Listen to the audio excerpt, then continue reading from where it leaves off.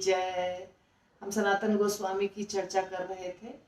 सनातन गोस्वामी जो रूप गोस्वामी के बड़े भाई हैं, ये चौथी कड़ी है। 3 कड़ी हो चुकी है। यदि आप नहीं सुने होंगे तो आप कृपा करके ढूंढ लीजिए और सुनिए।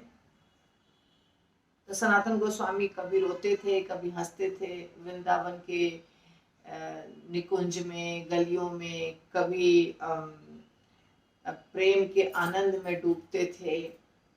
भिक्षा कभी मांगते थे, कभी उपवास ही कर लेते थे। ये उनका दैनिक नहीं था कि हमें रोज भिक्षा मांगना है, ऐसा नहीं सोचते थे। कृष्ण के प्रेम रस में डूबे रहते थे। घास पात जो मिलता था वो खा लेते थे, फटा पुराना जो मिलता था वो पहन लेते थे, और सीधे कौपिन और कंठा बोलते हैं ना, बस उतना। एक बहिर्वास, एक कौपिन, ऐसा उनका वस्त्र था जो उन्होंने वहां स्वीकार किया था जब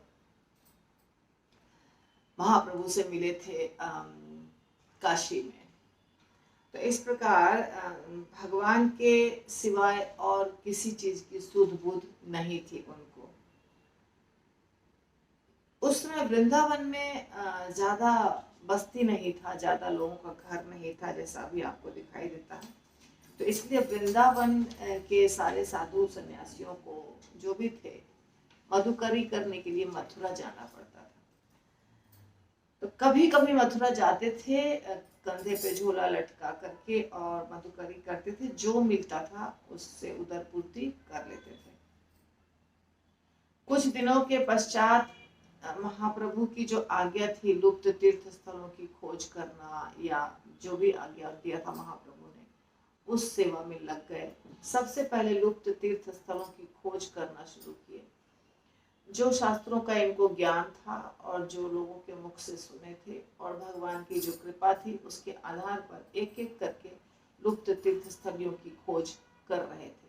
लोकनाथ गोस्वामी और भूगर्भ गोस्वामी ने भी इनको बहुत कुछ बताया कि कैसे उन्होंने क्या क्या प्राप्त किया है, उन्हें क्या क्या पता चला। तो उससे भी बहुत सहायता मिली। ऐसे करते करते 1 साल बीत गया। 1 साल के बाद सनातन गोस्वामी को बहुत विरह सताने लगा महाप्रभु का। महाप्रभु तो नीलाचल में वास कर रहे थे, जैसा कि आप जानते हैं। माता की आज्ञा थी कि तुम मेरे नजदीक रहो, तुम दूर मत जाओ मेरे से। इसीलिए महाप्रभु वृंदावन नहीं वास करते थे, वे नीलाचल में वास करते थे, ताकि बंगाल के जो भी भक्त आए जाएं, माता को बताते रहें कि आपका पुत्र अच्छा है। तो इसलिए महाप्रभु नीलाचल में ही 18 वर्ष रहे, जगन्नाथपुरी में। आज भी आप देख सकते हैं, वो रूम भी देख सकते हैं, वो स्थान भी जहाँ महाप्रभु रहते थे। जगन्नाथपुरी में वो मंदिर है और वो रूम है, वहाँ एक दिया जलता रहता है। महाप्रभु का खड़ाऊ रखा है, कमंडल रखा है, तो आप दर्शन कर सकते हैं। तो सनातन गोस्वामी सोचे कि मुझे महाप्रभु से मिलना ही है, बहुत बेचैनी हो रही है। तो वो चल दिए, झारखंड के ही रास्ते से जगन्नाथपुरी के लिए निकल पड़े। जब वो जगन्नाथपुरी जाने के लिए निकले तो रास्ते में कुछ भोजन इत्यादि मिलना बहुत मुश्किल था। तो कई बार बिना किसी आहार के कभी कुछ कंदमूल फल जो मिला वो खा लेते थे। ऐसे करके ही बहुत लंबी दूरी थी, बहुत समय लगा जाने में। तो उपवास, कुछ खाना कुछ नहीं खाना, ऐसे करके उन्होंने दिन बिताया और अंत में जगन्नाथपुरी पहुंचे। पर ऐसा जो उनकी यात्रा थी, इसके कारण उनके शरीर में एक बीमारी हो गई, जिसको कहते हैं खुजली। वैसी बीमारी, उससे पानी निकलता था और बोलते हैं कि दुर्गंध भी आती थी। तो सनातन गोस्वामी को लगा कि ऐसा शरीर लेके मैं महाप्रभु के पास कैसे जाऊंगा। एक तो पहले ही मैं मुसलमानों की सेवा करके अस्पृश्य हो गया हूँ, अछूत हो गया हूँ, और ऊपर से ये बीमारी हो गई, जगन्नाथपुरी में जाऊंगा, वहाँ सारे सेवक होते हैं जगन्नाथ भगवान के, चारों तरफ घूमते फिरते रहते हैं मंदिर के नजदीक। और यदि मैं दर्शन करने जाऊंगा तो किसी का शरीर मेरे से स्पर्श कर जाएगा तो बहुत बड़ा अपराध हो जाएगा। महाप्रभु को कैसे स्पर्श कर सकता हूँ या उनके नजदीक कैसे जाऊंगा, ये भी समस्या थी। तो ये सोचने लग गए कि ठीक है, मैं जाऊंगा, दर्शन कर लूंगा महाप्रभु का, और जगन्नाथ रथ यात्रा के समय रथ के नीचे आके अपना प्राण त्याग दूंगा, ऐसा इन्होंने सोच लिया। जब जगन्नाथपुरी पहुंचे तो पता लगाया हरिदास ठाकुर के बारे में, क्योंकि हरिदास ठाकुर भी एक मुसलमान परिवार में पले बढ़े थे, तो इसलिए वो भी मंदिर नहीं जाते थे, और वो भी एक पर्ण कुटीर बना के दूर में रहते थे, मंदिर से थोड़ी दूरी पर, क्योंकि वो चाहते थे कि मुझे कोई ना छुए या मैं किसी से नहीं छुआ जाऊं गलती से, इसलिए मंदिर के नजदीक भी नहीं आते थे, दूर से चक्र को देखते थे और संतोष कर लेते थे कि भगवान का दर्शन हो गया।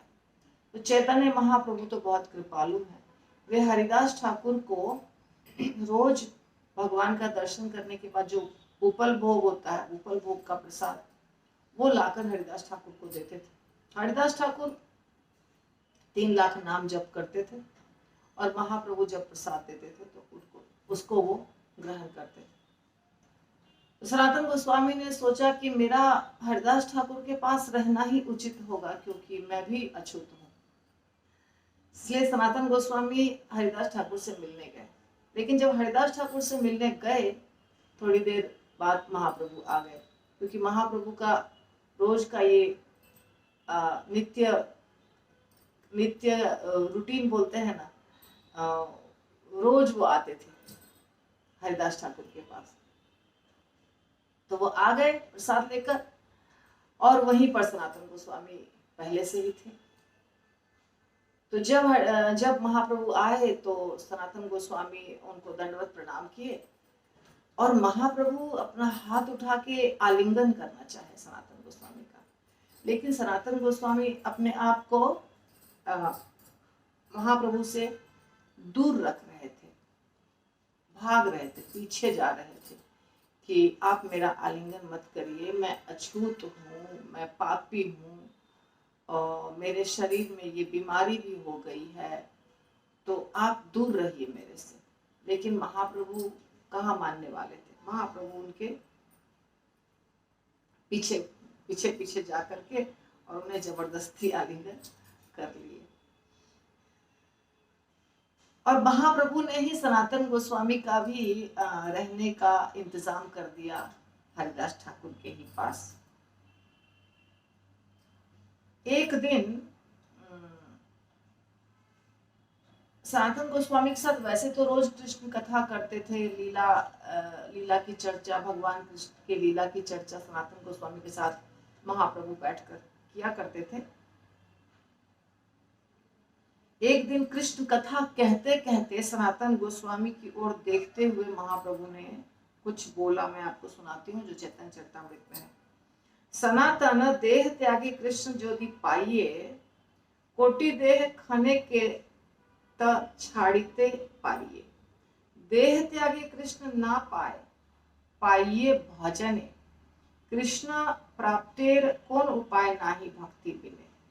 भजनेर मध्य श्रेष्ठ नवविधा भक्ति, कृष्ण प्रेम कृष्ण दीते धरे महाशक्ति। तार मध्य सर्वश्रेष्ठ नाम संकीर्तन, निरपराध नाम होते पाय प्रेम धन। चैतन्य चरितामृत 3.4.54 to 55 and 65 to 66, वहां से ये कोट किया गया है। कह रहे हैं सनातन गोस्वामी ने मन में सोचा था कि मैं जगन्नाथ रथ के नीचे अपने आप को सुला दूंगा और प्राण त्याग दूंगा, ये मन में सोचा था, किसी को बताया नहीं था। लेकिन महाप्रभु चूंकि भगवान है, अंतर्यामी है, उनको पता चल गया। उन्होंने कहा, हे सनातन, यदि शरीर त्यागने से कृष्ण प्राप्त होते, यदि शरीर त्यागने से कृष्ण प्राप्त होते, करोड़ों देह में त्याग देता। हाँ, एक ही क्षण में मैं क्या त्याग देता, मतलब त्यागना उचित है। सनातन देह त्यागे कृष्ण ज्योति पाइये, कोटि देह, कोटि यानी करोड़, कोटि देह खने के छाड़ीते पारी। एक क्षण में करोड़ों देह त्यागना भी उचित है, लेकिन देह त्यागे कृष्ण ना पाए। शरीर त्यागने से किसी को कृष्ण की प्राप्ति नहीं होती है। कैसे होती है? पाइये भजने, भजन करने से कृष्ण मिलते हैं। और कृष्ण प्राप्तिर कोनो उपाय नाही भक्ति, कृष्ण को प्राप्त करने के लिए भक्ति के बिना और कोई उपाय नहीं है। शरीर त्याग करने से कृष्ण नहीं मिलते हैं, कोई और विधि करने से कृष्ण नहीं मिलते हैं। कृष्ण मिलते हैं सिर्फ भक्ति करने से। और भक्ति में क्या है, क्या करना चाहिए भक्ति में? भजनेर मध्य श्रेष्ठ नवविधा भक्ति। और भक्ति जो होती है, भजन, भजन यानी भक्ति, भक्ति और भजन दोनों एक ही समझिए। तो भजन में सबसे श्रेष्ठ है नवधा भक्ति, नवविधा या नवधा, एक ही बात है। किसको कहते हैं नवधा भक्ति? श्रवणम, कीर्तनम, विष्णु स्मरणम, पाद सेवनम, अर्चनम, वंदनम, दास्यम, सख्यम, आत्मनिवेदनम। ये प्रहलाद महाराज ने अपने पिता को शिक्षा दी थी, हिरण्यकश्यपु को, श्रीमद् भागवतम में वही है। इसको कहते हैं नवविधा भक्ति। इसमें 9 चीजें हैं। श्रवणम, श्रवण करना चाहिए, कीर्तन करना चाहिए विष्णु भगवान का, या सब कुछ विष्णु के लिए ही है। स्मरण करना चाहिए, पूजन करना चाहिए, अर्चन करना चाहिए, वंदनम करना चाहिए, ये सब कुछ है। सेवा करनी चाहिए, अर्चना करनी चाहिए, और सब कुछ अपने आप को, खुद को भी समर्पित कर देना चाहिए। इसको कहते हैं नवविधा भक्ति। तो भक्ति अगर करना है तो नवविधा भक्ति श्रेष्ठ है उसमें। और उसमें भी क्या है, क्योंकि नवविधा भक्ति कृष्ण प्रेम देने के लायक होता है। वो नवविधा भक्ति कृष्ण प्रेम देता है आपको। और यदि नवविधा भक्ति में भी पूछना है कि कौन सा श्रेष्ठ है, तो उसमें श्रेष्ठ है नाम संकीर्तन। कीर्तन है ना, श्रवणम कीर्तनम, तो नाम संकीर्तन सबसे श्रेष्ठ है, जिसको करने से कृष्ण प्राप्ति होती है। भजन से और भक्ति से कृष्ण प्राप्ति होती है। इसके सिवाय कृष्ण प्राप्ति का और कोई दूसरा साधन नहीं है। सनातन गोस्वामी को बहुत आश्चर्य हुआ, अरे प्राण त्यागने की बात तो मैंने मन में सोचा था, ये महाप्रभु को कैसे पता चल गया? तब उन्होंने कहा, प्रभु आप सर्वज्ञ हैं, आप स्वतंत्र हैं, हम तो आपके सामने काठ की पुतली हैं, जैसे नचाइएगा वैसे मैं नाचूंगा। मैं नीच हूं, अधम हूं, मेरे जैसे नीच व्यक्ति को, अधम व्यक्ति को जिंदा रख करके आपको क्या मिलेगा? ऐसा सनातन गोस्वामी कह रहे हैं महाप्रभु को। महाप्रभु ने कहा, तुमने अपने आप को मेरे प्रति समर्पित किया, तब तुम्हारा शरीर किसका हो गया? मेरा। दूसरे के शरीर को नाश करने का अधिकार तुम्हारे में नहीं है। तुम्हारा शरीर तो अब मेरा हो चुका है, तो तुम इसको समाप्त करने की सोच भी कैसे सकते हो? तुम्हारे शरीर से मुझे बहुत सारे कार्य करवाने हैं, लीला स्थलियों का उद्धार करवाना है। बता चुके थे महाप्रभु क्या क्या तुम्हें करना है। वैष्णव सदाचार के ऊपर लिखना है, भगवान की पूजा करने की विधि लिखनी है, सब कुछ बता करके भेजा था। काशी में 2 महीने तक शिक्षा दिया था महाप्रभु ने। तो कहा कृष्ण भक्ति का प्रचार करना है, वैराग्य आदर्श की स्थापना, वैराग्य के आदर्श की स्थापना करनी है, वैष्णव सदाचार लिखना है, तीर्थ स्थलों का उद्धार करना है। ये सब कुछ तो तुम्हारे शरीर से ही मैं करूंगा ना। मैं तो वृंदावन जा नहीं सकता हूँ, मेरी माता ने बोला यहाँ रहने, तो मुझे जो सारा कार्य करवाना है वो तुम्हारे शरीर से करवाना है, और तुम सोच कैसे सकते हो, शरीर त्यागने की बात कैसे कर सकते हो। ऐसे करके सनातन गोस्वामी को महाप्रभु ने एक तरह से डांटा इनडायरेक्टली। कुछ ही समय के बाद रथ यात्रा का समय आ गया। जगन्नाथपुरी में जो रथ यात्रा होती है ना हर साल, वो समय आ गया। और रथ यात्रा के समय बंगाल से बहुत सारे भक्त आते थे हर साल, और अपने अपने झोला में, झोला उसको झोला बोलते हैं, उसमें बहुत सारी चीजें भर भर के लाते थे। चैतन्य चरितामृत में वर्णन है, खाने पीने की चीजें जो खराब नहीं होती हैं वैसी चीजें महाप्रभु के लिए। और सारे वक्त 4 महीना रहते थे, क्योंकि महाप्रभु सबको कहते थे तुम रह करके जाओ चातुर्मास, तो 4 महीना रहते थे। तो नीलाचल में वर्षा काल के 4 महीने बंगाल के भक्त बिताते थे। तो जब आए वो सब, तो सनातन गोस्वामी से सबका परिचय कराया। अब सनातन गोस्वामी तो थे नहीं ना वहां के मायापुर के, सनातन गोस्वामी पूर्वी बंगाल के थे। और मैंने आपको बताया उनका जो स्थान है, सनातन गोस्वामी का जो जन्मभूमि रामकेली, वो कहते हैं पूर्वी बंगाल में है। तो पूर्वी बंगाल तो बांग्लादेश है, लेकिन अभी वो हमारे देश में है उसका एक हिस्सा, पता नहीं कैसे। और मैंने दर्शन भी किया है, रामकेली में गई हूँ, तो रामकेली में है सनातन गोस्वामी का जो भी मंदिर वगैरह बना हुआ है, बहुत सारी चीजें बनी हुई है, वो है, दर्शन कर सकते हैं आप। तो सबको परिचय कराया, क्योंकि सनातन गोस्वामी, रूप गोस्वामी और जीव गोस्वामी मायापुर नदिया के, नवद्वीप के नहीं थे, तो परिचय कराना पड़ा। जो यहाँ के हैं उनको तो पता ही था सबके बारे में। तो नित्यानंद प्रभु भी वहाँ के नहीं थे, लेकिन नित्यानंद प्रभु काफी पहले आ गए थे। सनातन गोस्वामी जब आए तो अभी पहली बार परिचय कराया जगन्नाथपुरी में सबसे। एक दिन सनातन गोस्वामी की परीक्षा ली महाप्रभु ने। कैसे परीक्षा ली आप देखिए। उस दिन महाप्रभु एक मंदिर में गए जो शिव मंदिर था, और उसका नाम था यमेश्वर का शिव मंदिर। वहां पे प्रसाद ग्रहण करने के लिए गए, भिक्षा ग्रहण करने के लिए गए। तो महाप्रभु ने सनातन गोस्वामी को कहा कि तुम वहां आ जाना, तुम भी वहां आना मेरे भिक्षा के समय।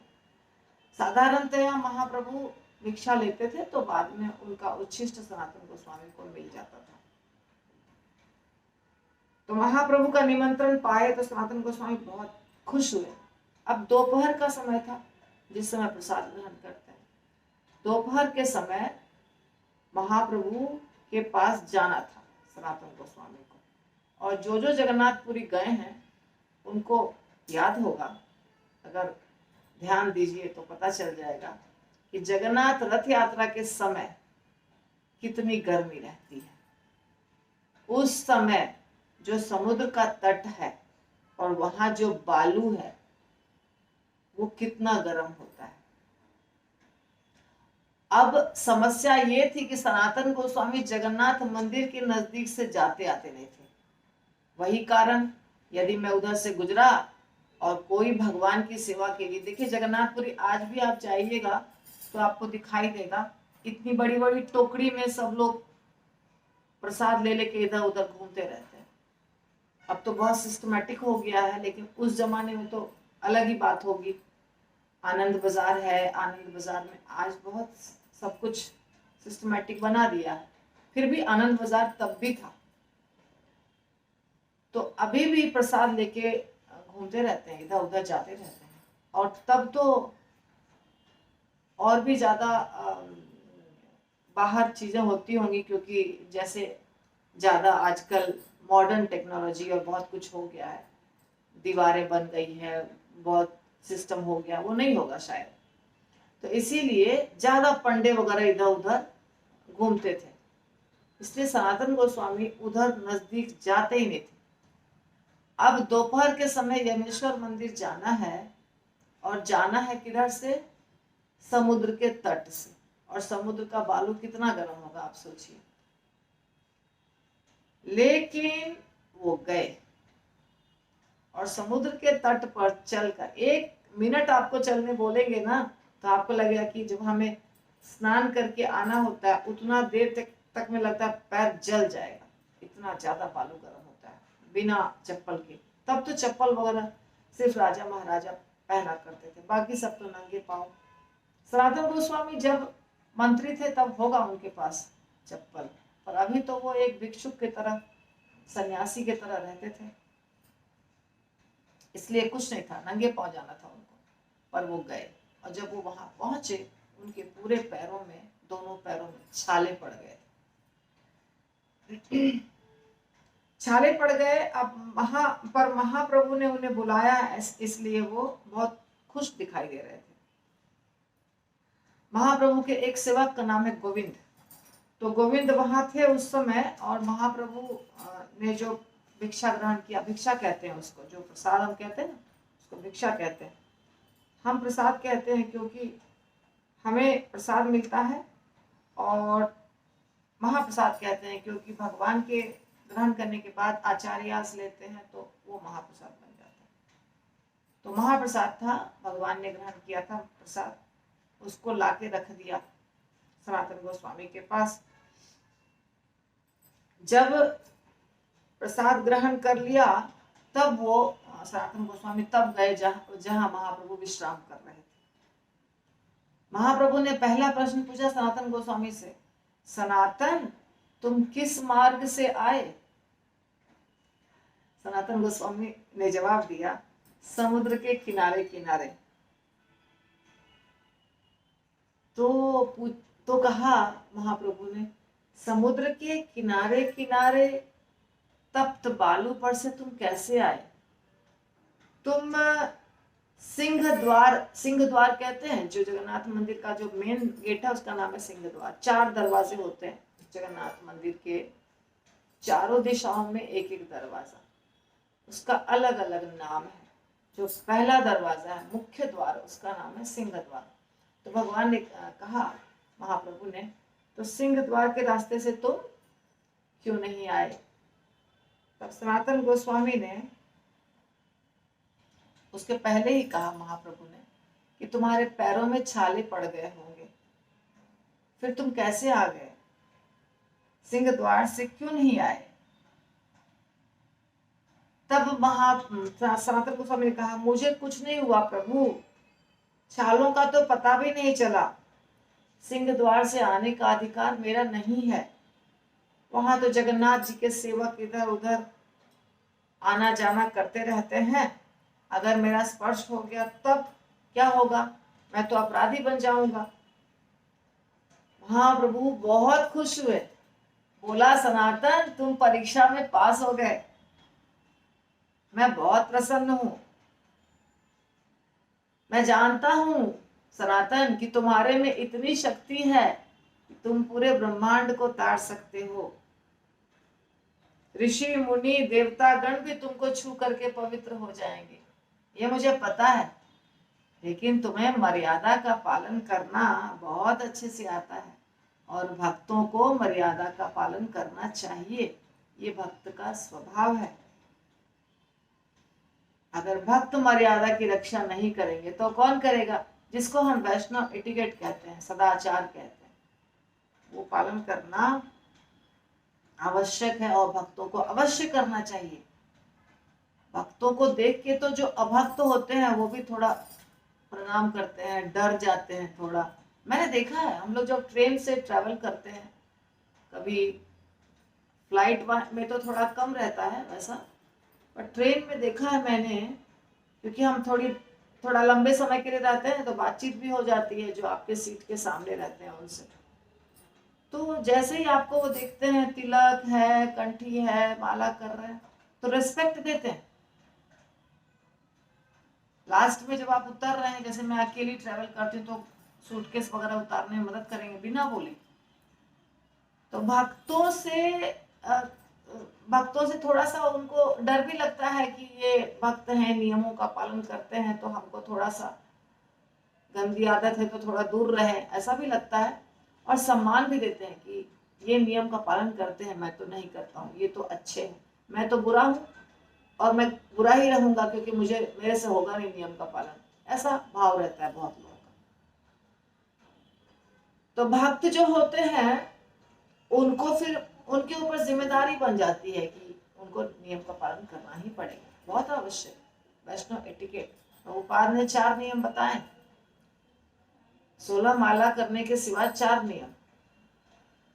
मांस नहीं खाना, आप सब भक्त हैं, आपको पता है, फिर भी मांस भक्षण नहीं करना, नशा पान नहीं करना, जुआ नहीं खेलना और पराया स्त्री पुरुष संग नहीं करना। आजकल के जमाने में ये सब नियम तोड़ना बहुत कॉमन बात हो गई है, पर भक्तों को इसका बहुत ख्याल रखना पड़ता है, रखना चाहिए, क्योंकि भक्तों को देख के दूसरे सीखते हैं। इसलिए महाप्रभु कह रहे हैं कि भक्त नहीं पालन करेगा तो कौन करेगा, सच बात है ना। लेकिन इसके बाद क्या किया महाप्रभु ने, महाप्रभु सनातन गोस्वामी को जोर से आलिंगन दिए और आलिंगन देने के बाद दोनों अपने अपने स्थान को चले गए। तो मैं अगली लीला आपको अभी नहीं बताऊंगी क्योंकि अगली लीला बहुत इंटरेस्टिंग है, जो अगले एपिसोड में होगा। हरे कृष्णा, श्रील प्रभुपाद की जय, सनातन गोस्वामी की जय।